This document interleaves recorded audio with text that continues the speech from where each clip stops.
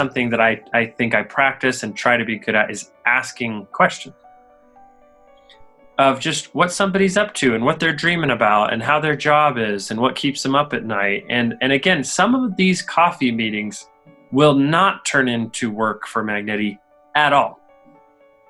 And I have to be willing to just connect with fellow humans because I think that's worth the time.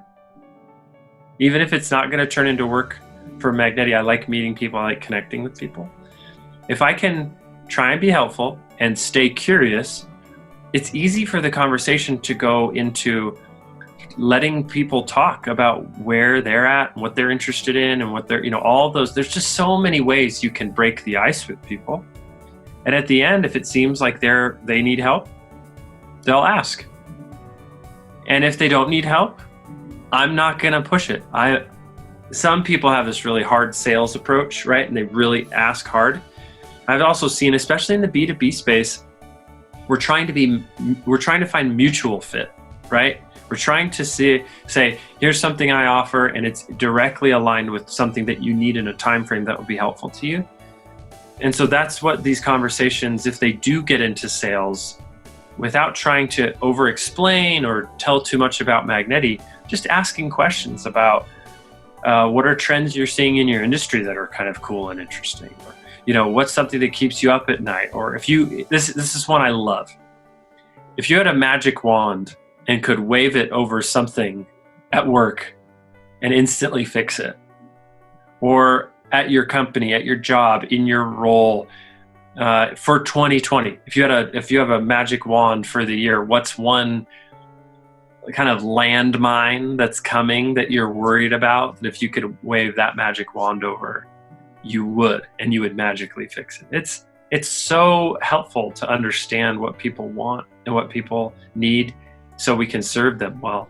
And it's lots of these conversations don't turn into work for Magneti. And that is fine. What's really fascinating is I had coffee with a gal one time, got introduced from a friend, sat down, we talked for a couple hours. She was just moving to Colorado, where I live. I live just south of Denver. She just moved here from Arizona. She didn't have any friends. She was worried about finding a job. I gave her some ideas, some advice, asked questions, just a good, normal human conversation. She wasn't a client. She wasn't a target client. She wasn't going to be able to hire Magneti. I didn't hear from her for almost 3 years. I got an email one day from her. I honestly didn't even remember who she was. Didn't remember her name. And she said, hey, I'm at a new company and we need exactly what Magneti does. I love talking to you. I like Magneti's attitude and spirit and culture.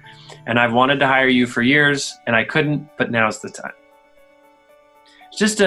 I was just trying to be helpful, just trying to connect and use her time well, use my time well to be helpful. And it turned years later, it turned into a huge client of ours. And so that's this I had an old boss who used to had this joke, you have to kiss a lot of frogs. And the second half of the saying was sort of, you have to kiss a lot of frogs before one turns into a prince. Right? And that's kind of a good, healthy mentality, I think, in sales and funnel building and growth is I'm going to talk to a lot of people. I'm going to be as helpful as I can. When one of them turns into a customer, I'm going to do the best. We're going to do the best we can for them. But lots of them are not going to turn into clients. Lots of frogs that I kiss are not going to turn into clients. And that's okay. You just got to keep kissing frogs. And some of those conversations are great. Some of them you'll also sit through plenty where you're like, I didn't really like this person and they didn't seem like they liked me. And okay, not the end of the world.